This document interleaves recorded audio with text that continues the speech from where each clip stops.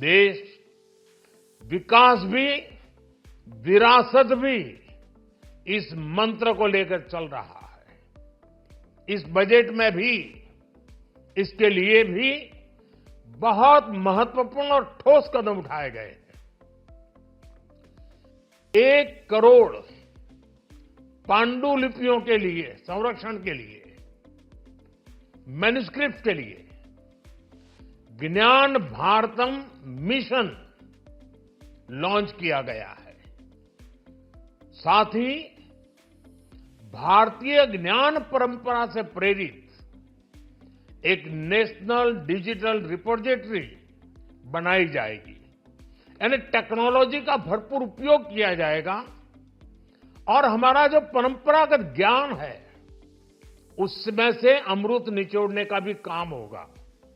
साथियों, बजट में किसानों के लिए जो घोषणा हुई है वो कृषि क्षेत्र और समूची ग्रामीण अर्थव्यवस्था में नई क्रांति का आधार बनेगी।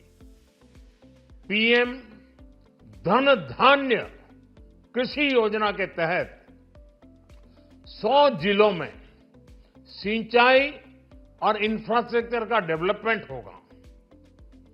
किसान क्रेडिट कार्ड की लिमिट 5 लाख तक होने से उन्हें ज्यादा मदद मिलेगी।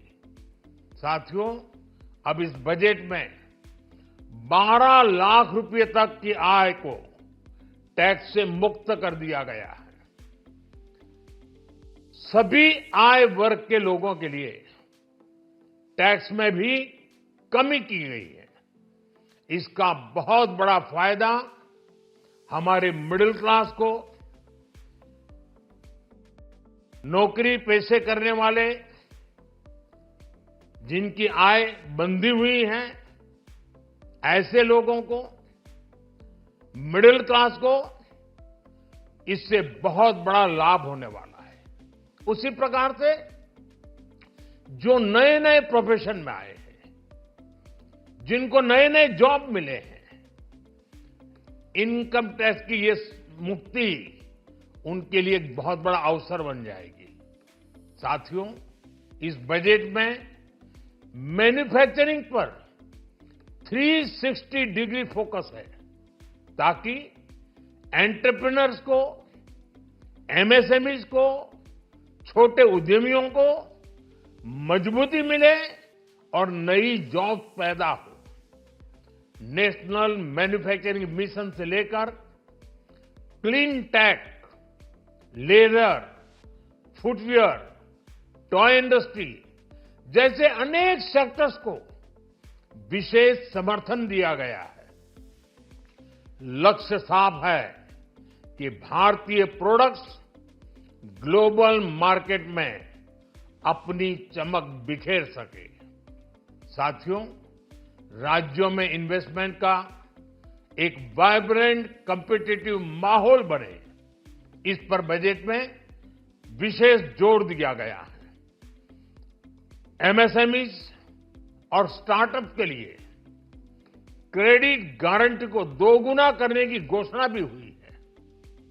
देश के एससी, एसटी और महिला जो नए उद्यमी बनना चाहते हैं उनको 2 करोड़ रुपए तक के लोन की योजना भी लाई गई है और वो भी बिना गारंटी। इस बजट में न्यू एज इकोनॉमी को ध्यान में रखते हुए गीग वर्कर्स के लिए बहुत बड़ी घोषणा की गई है। पहली बार गीग वर्कर्स का ई श्रम पोर्टल पर रजिस्ट्रेशन किया जाएगा। इसके बाद इन साथियों को स्वास्थ्य सेवा और दूसरी सोशल सिक्योरिटी स्कीम्स का लाभ मिलेगा। ये डिग्निटी ऑफ लेबर, इसके प्रति श्रम एव जयते के प्रति सरकार के कमिटमेंट को दर्शाता है। रेगुलेटरी रिफॉर्म से लेकर फाइनेंशियल रिफॉर्म्स, जन विश्वास 2.0 जैसे कदमों से मिनिमम गवर्नमेंट और ट्रस्ट बेस्ड गवर्नेंस के हमारे कमिटमेंट को और बल मिलेगा। ये बजट न केवल देश की वर्तमान आवश्यकताओं को ध्यान में रखता है, बल्कि हमें भविष्य की तैयारी करने में भी मदद करता है। स्टार्टअप के लिए deep tech fund, geospatial mission और न्यूक्लियर एनर्जी मिशन ऐसे ही महत्वपूर्ण कदम है। मैं सभी देशवासियों को एक बार फिर इस ऐतिहासिक पीपल्स बजट की बधाई देता हूं।